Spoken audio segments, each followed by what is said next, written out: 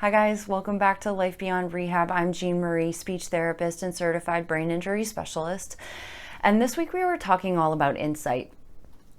And this is such a difficult one. I struggle with it a lot when I talk to my patients and especially talking to their family members because it can really get in the way of the ability of the survivor to recover. Insight is all about us being able to evaluate our own behaviors and identify what we're really good at and then what we're not so good at, right? And then how we would compensate for that. So, for example, I am not good at math, and I know that if there's ever anything complicated like my taxes, with lots of numbers, different formulas, lots of rules that I don't feel comfortable with, I am more than happy to find someone to help me do those things, right? I'll collect all the documents and do all of that, but ultimately I have someone overseeing my money situation because it's just not something that my brain does well with. It's whenever I hear tax information or someone talking to me about, higher level financial stuff, that's anything above addition and subtraction, I really know about myself that I need someone to help me do that. So when we think of something like that and then we throw a brain injury into the mix, we can really struggle to help that person or as the individual see what has changed since the injury or what you might need help with now. Insight and self-evaluation, all those higher level self-awareness is all in the frontal lobe, right? Last week we talked about the frontal lobe and it sits right up front. And it usually takes a pretty good impact for any sort of like traumatic injury because we usually have that forward backward movement. So the frontal lobe usually takes the biggest hit when we talk about injuries like that. And so the probability that at some point your ability to self-evaluate or to have that insight into deficits and strengths can be hurt. When we're talking about recovery from a brain injury, it can be really hard to, work on something when you don't think it's a problem, right? So let's say you're a caregiver and your loved one has had a moderate, severe brain injury and they think that everything's fine. I've worked with people that have complete paralysis on one side of their body because of their brain injury and still think that they can get up and walk out of their wheelchair, and then we have to worry about falls and safety risks, which is really when we get into this tricky area of supervision, right? A lot of times when someone leaves the hospital, leaves the rehab center, the very first recommendation that we have is having 24-hour supervision. And that can be really complicated because A, you probably have a job. B, that probably makes that person very angry. Or as the survivor, makes you really angry that you have these people around all up in your business because it's not really making sense to you why they're there in the first place. So I always like to start in that spot with my caregivers and also with my patients of it's not like you're doing it on purpose. You're not going into it trying to be unsafe. Nobody goes into it going, I really hope I hurt myself when I give this activity a try. It's something that your brain is literally not doing for you. And so that's why it's so important to have these people around, to have these checks and balances in place to keep you as safe as possible. So really the best place to start is communication. And I love my communication.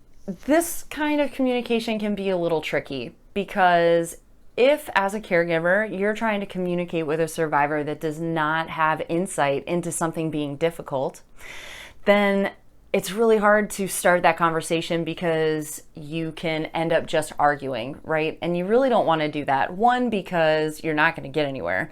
And two, because it can create a lot of negative feelings either around that task or around your relationship that can really get in the way of how you can help each other moving forward when this isn't as much of an issue. When we're communicating, I really like to start by talking about a specific activity that happened, right? Like, let's say you're someone that has 24-hour supervision and you're not really sure why.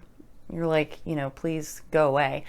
And you want to start trying to do little activities, right? The best thing to do is to try to pick a simple activity that you would have done before and see how it goes with having someone there with you all the time. So as a caregiver, picking something simple that you know that you can keep that person safe while you do it. While you're doing the activity, let's say it's cooking, okay? We're gonna fry an egg.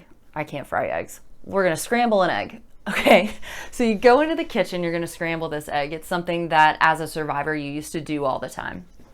And let's say you need help with holding the spatula. You can't hold the spatula and the pan because of weakness in one extremity. You're forgetting steps, so you don't put the butter in the pan before you crack an egg, things like that, right? And the caregiver is having to do a lot more than would have been expected, okay? So you finish the task, eating the egg. The time for communication would be right after that. As a caregiver, I would like to approach it of, how do you think that went? That's usually where I start. How did that go? And a lot of times you're going to get the response of, it went great. I did a great job. I didn't need any help with anything. Go into it of saying, okay, well, do you remember when you were trying to move the egg around in the pan, but you couldn't hold the pan and hold the spatula at the same time? Oh, yes, I do remember that. That was a little bit harder. How did we get through that? Oh, I needed you there to help me with it, right? And even just if you can't get them to see every step that they needed help with, or as a survivor, you start feeling frustrated, so you fight that anyways, right? Like, oh, well, I only needed help because I was trying to make you feel helpful, something along those lines. Then just drop it, walk away from it. But even if we can get every once in a while of having that insight, right, that look into, oh yeah, that was a lot harder than it used to be because I've had a brain injury and because the left side of my body was affected and now I can't use both hands when I'm cooking, which means that we need to find new ways to do it.